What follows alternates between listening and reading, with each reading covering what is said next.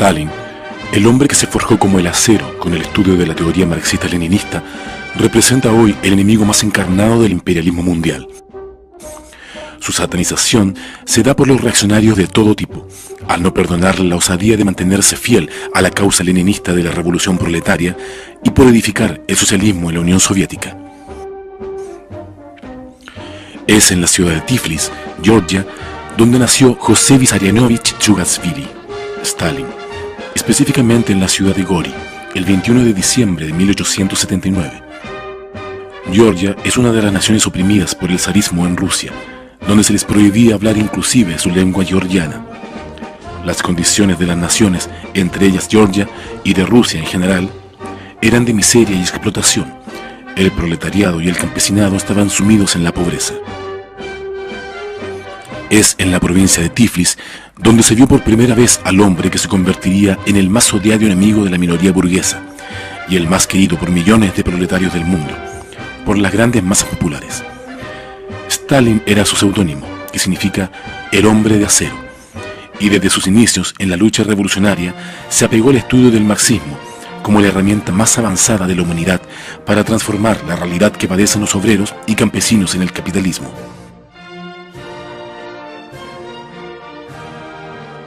Stalin asumió el marxismo y se integró, una vez ingresado en el Partido Obrero Socialdemócrata Ruso, al grupo más firme y consecuente con la lucha de la clase obrera, los bolcheviques, liderados por el gran jefe de la Revolución Rusa, Vladimir Lenin. El camarada Stalin, en su labor en el seno del partido, desarrolló diversas tareas, entre las que podemos mencionar el atraco a un banco para financiar el partido, instalar imprentas clandestinas para reproducir periódicos y octavillas revolucionarias. Se colocó al frente de la organización y lucha en varios levantamientos obreros. Fue apresado y desterrado por la policía del zar. Huyó del lugar de confinamiento. Trabajó arduamente en la clandestinidad, lo cual fue dándole a Stalin una condición de cuadro probado, tanto en la teoría como en la práctica, y fue convirtiéndose con la confianza de su gran guía político, Lenin, en un jefe del partido. La condición de jefe del partido le permitió a Stalin estar al frente de las grandes luchas que cambiaron el curso del mundo para siempre, como lo fue la hazaña de llevar a la Alianza Obrero-Campesina al poder, conquistar el poder político e instaurar la dictadura del proletariado en Rusia y los países que eran oprimidos por este imperio, significando esto un cambio en la realidad histórica universal. A Stalin, después de la muerte de Lenin, le correspondió el papel de jefe y guía del partido, y esta condición le ganó ser el primer marxista-leninista que conoció la historia, además porque él es quien acuña esta denominación, argumentándola muy bien en su libro Cuestiones del Leninismo, específicamente en Fundamentos del Leninismo.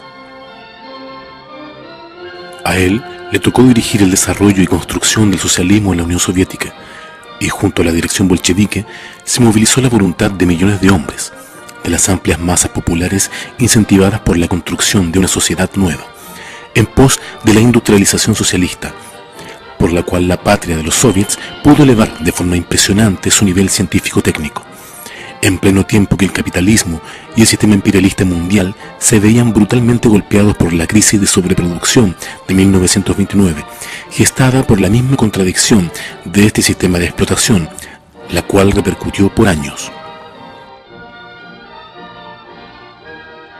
Es así como además, en los años 30, se empezó el proceso de colectivización del campo, donde la resistencia de los terratenientes, viejas lacras de la sociedad feudal del antiguo imperio ruso.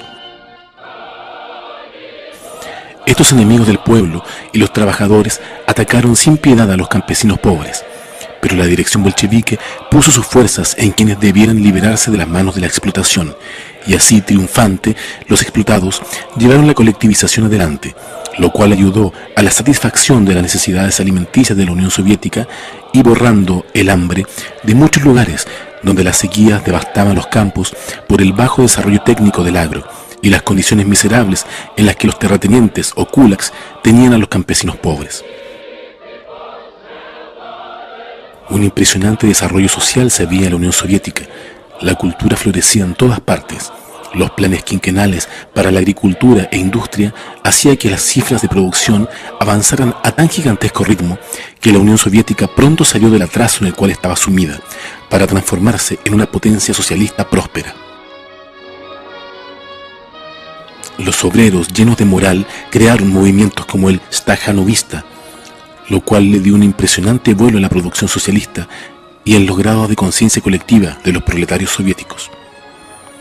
Sin duda, este periodo era la época dorada del socialismo, donde el camarada Stalin y la dirección bolchevique eran respetadas por sus méritos de dirección, por la certeza de las líneas trazadas en la construcción socialista y el avance en pos de la sociedad comunista.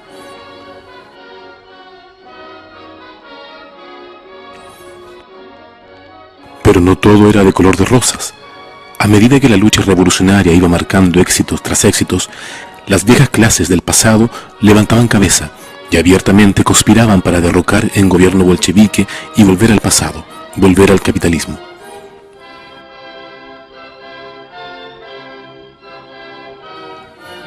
Cabe recordar que desde este periodo, la burguesía internacional no pudo perdonarle a Stalin y los bolcheviques estos méritos que llenaban de orgullo a los proletarios del mundo.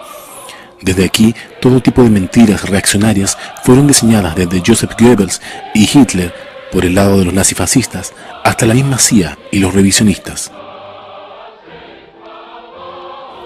Los comunistas, guiados por Stalin, se tuvieron que enfrentar a ataques de la contrarrevolución interna en la Unión Soviética, a los desleales al partido que se convirtieron en agentes encubiertos del imperialismo, entre ellos Zinoviev, Kamenev y Trotsky.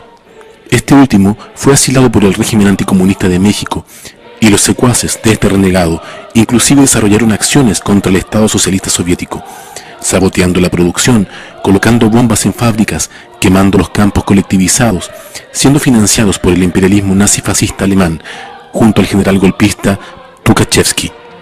Todos ellos pusieron al descubierto en los juicios revolucionarios de Moscú, bajo la presencia de obreros y embajadores extranjeros, sus crímenes contra los pueblos de la Unión Soviética. Serían castigados y sus financistas imperialistas puestos al descubierto, desde los nazis hasta los capitalistas occidentales.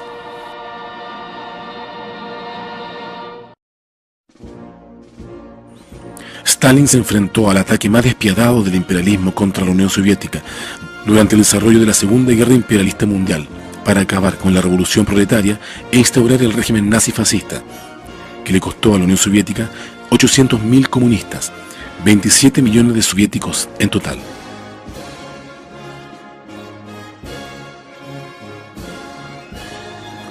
El 22 de junio a las 4 de la madrugada empezó la invasión nazi-fascista a la Unión Soviética. Esta guerra, los pueblos de la Unión Soviética la tuvieron que cargar casi solos, con poco o nada de ayuda de los aliados para las masacres venideras, los cuales lucharon con escasas tropas y maquinarias, mientras los soviéticos se desangraban estos aliados, quienes años antes solo esperaban que la Unión Soviética cayera, o como dijera Winston Churchill años antes, en la época de la guerra civil, comillas, había que ahogar al bebé en la cuna.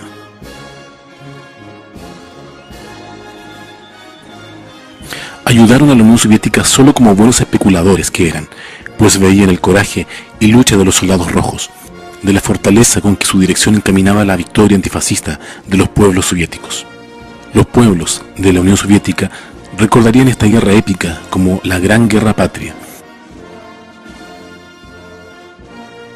por el gran costo que tuvieron que pasar en los 3 años, 10 meses y 18 días que duró este brutal conflicto para ellos.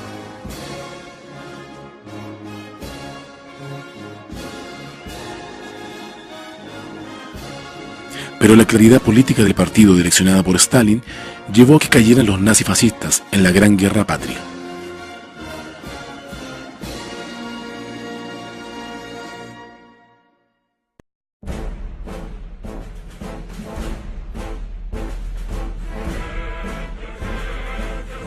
Fue en la ciudad de Stalingrado donde finalmente culminó una de las batallas más grandes en defensa de las conquistas logradas por los proletarios soviéticos, donde el fascismo alemán fue aplastado por la patria soviética. El ejército rojo avanzó hasta la ciudad alemana de Berlín, donde se dio fin a la guerra, pero la lucha no terminaba. Había mucho que hacer. Reconstruir la Unión Soviética de los embates de la guerra no era tarea fácil, y a eso se abocó el partido, lo cual afectó en parte su funcionamiento, donde gérmenes de parasitismo burocrático en el partido y el Estado aparecieron, lo que fue combatido por la dirección leninista de Stalin, pero estos esperaban su turno para atacar.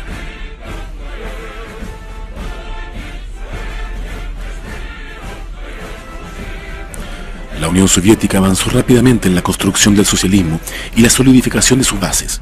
La economía se recuperaba superando incluso las metas de lo planificado. Las filas del partido crecían cada vez más. El movimiento comunista internacional también crecía, ya que la Unión Soviética era el país anhelado por los proletarios de todos los países, y el respaldo del Partido Comunista de la Unión Soviética a las revoluciones proletarias en otros países fue muy importante.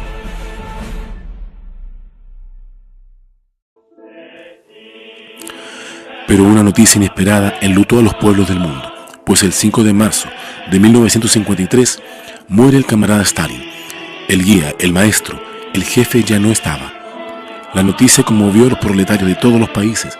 Sin embargo, la fuerza y vigorosidad de emular su ejemplo estaba presente en los obreros, quienes con dedicación asumieron la tarea de superar el dolor por esta pérdida y avanzar por la principal causa que su jefe les enseñó: edificar el comunismo.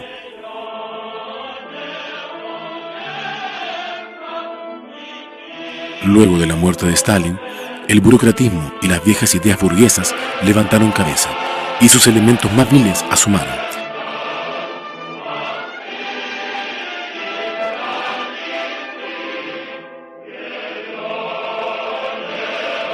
Estos camuflados en el partido se encarnaron en una camarilla revisionista que tomó las riendas del partido, traicionándolo y entregándose desde el 20º Congreso del PECUS a la política imperialista para acabar primeramente con la imagen del gran líder y jefe, el camarada Stalin, promoviendo su satanización, pero siendo su verdadero objetivo acabar con la Unión Soviética y su ejemplo.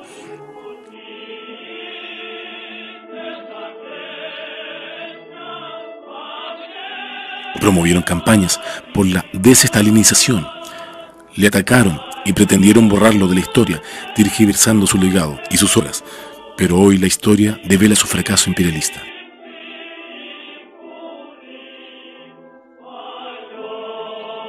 La política desarrollada por los traidores revisionistas, desde Khrushchev hasta Gorbachev, estaba dirigida esencialmente a acabar con la Unión Soviética, como en efecto lo lograron. El imperialismo desarrolló grandes campañas diciendo que el socialismo y el comunismo habían fracasado, que el fin de la historia y las ideologías había llegado, que el capitalismo se sobreponía por encima de cualquier sistema. Hoy vemos todo lo contrario. El socialismo y el comunismo se levantan. La histórica frase del camarada Marx, proletarios de todos los países unidos, está aún vigente, y el proletariado arrecia su lucha contra el capitalismo y los imperialistas.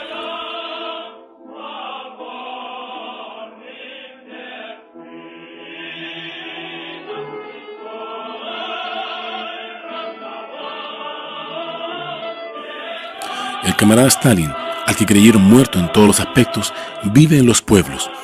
Sus retratos son levantados por las manos de los proletarios en las movilizaciones a escala mundial, desde Grecia hasta Venezuela, desde Rusia hasta Chile, y en todos los continentes revive el espíritu combativo de Stalin.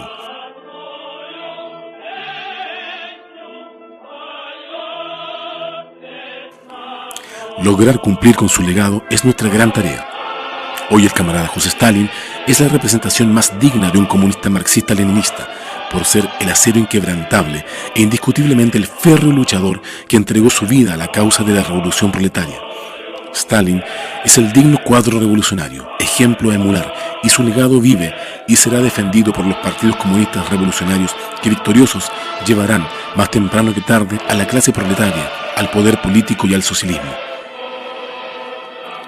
Aquí en Chile, su imagen y legado lo sostiene con orgullo comunista el Partido de la Revolución Chilena, el Partido Comunista Chileno, Acción Proletaria, PCAP, y junto a él avanza fielmente a la senda del marxismo-leninismo, en el camino junto a los trabajadores por la revolución y el socialismo.